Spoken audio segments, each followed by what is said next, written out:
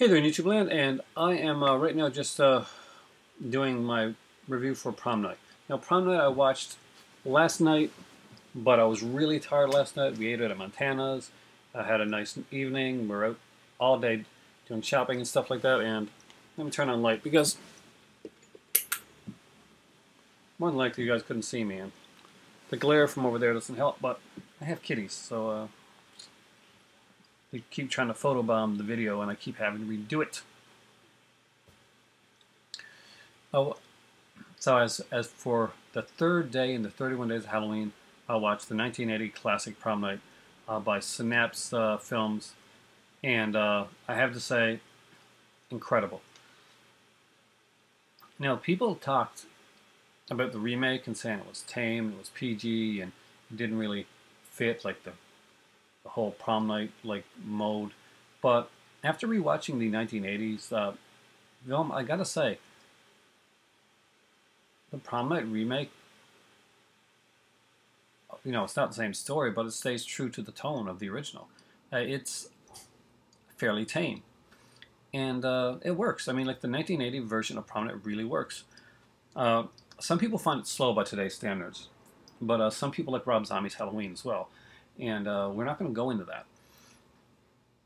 A well-crafted film with decent acting and the plot does not need to rely on an abundance of gore.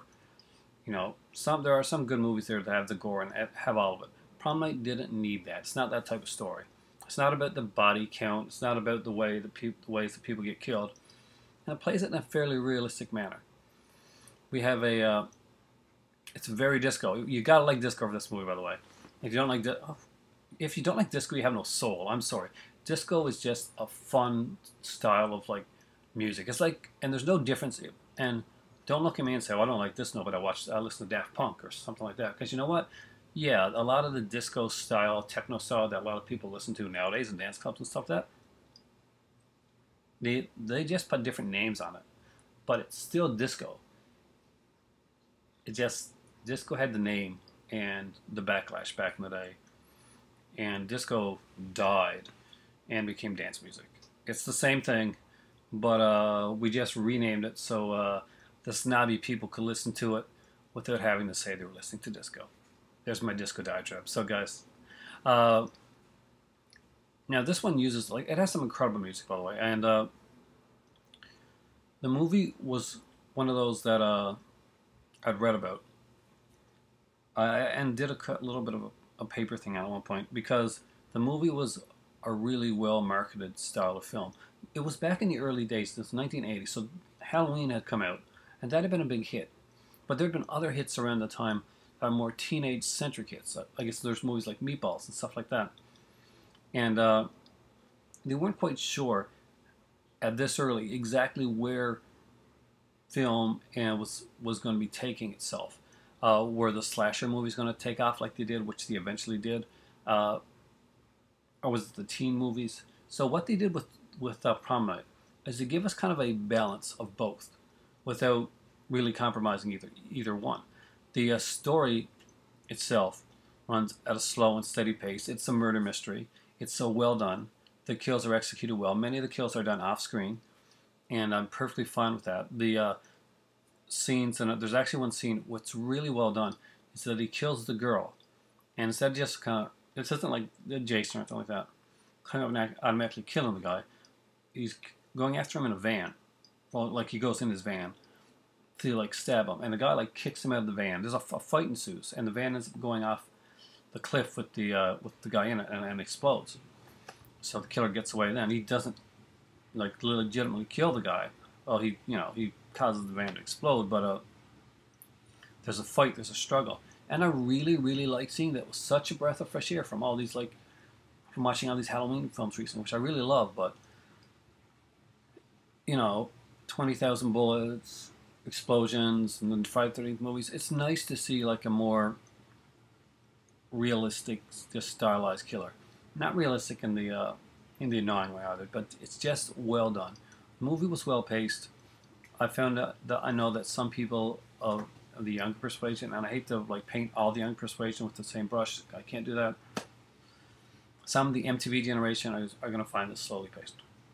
There's no two ways around it. But does it really affect the movie? Is the movie like bad or no? It's not. The movie is a fantastic movie. It is well shot. It's well done. Paul Lynch directed it, and it's a Canadian thriller, and it is a thriller. This is not your slasher guy with kind of coming out and killing everybody and coming back and living forever. No, it's a slasher movie, but it's a thriller slasher. It's very much along the realistic vein.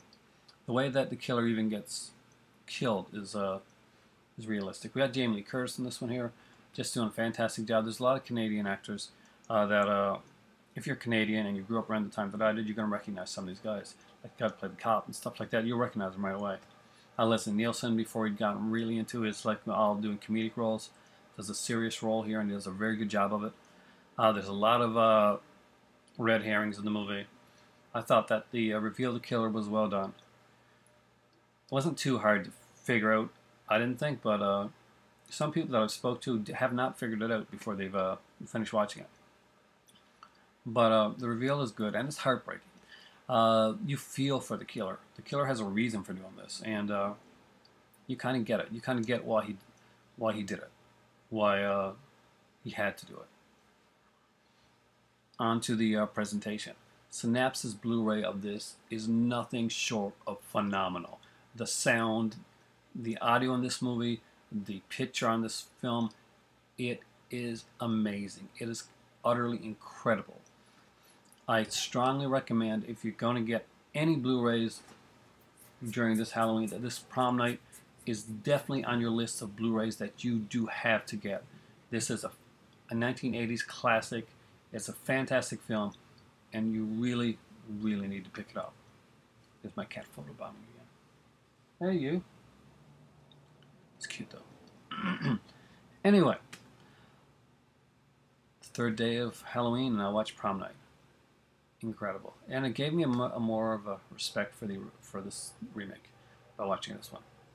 Prom Night gets a bad rap as being one of the slower moving, slower paced films, but it works for it. It works for it really well. We have the really, really fantastic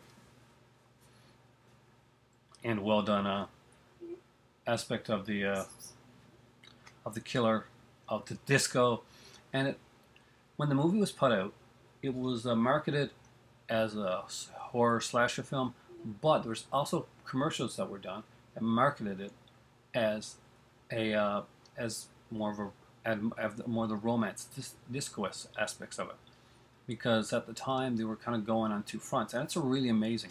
If you really ever get a chance to read the marketing aspects of movies like Prom Night, they really, really are worth checking into. Prom Night was really intriguing, and just listening to that aspect of it alone. You know, I'm a marketing geek, so maybe that's just my bias there. But finding a horror movie that's been marketed on two different levels is really cool. Prom Night by Synapse Films is definitely a pickup. Synapse does an amazing job on this. It makes me want curtains really, really bad, because you know what? If this is the type of stuff that Synapse is going to keep putting out, you know, there's some great features on this. There's like a 40-something minute documentary that I have to check out later on today. And I hear that the commentary is absolutely fabulous, and it doesn't lapse over much with the documentary itself. So you get a fresh commentary as well.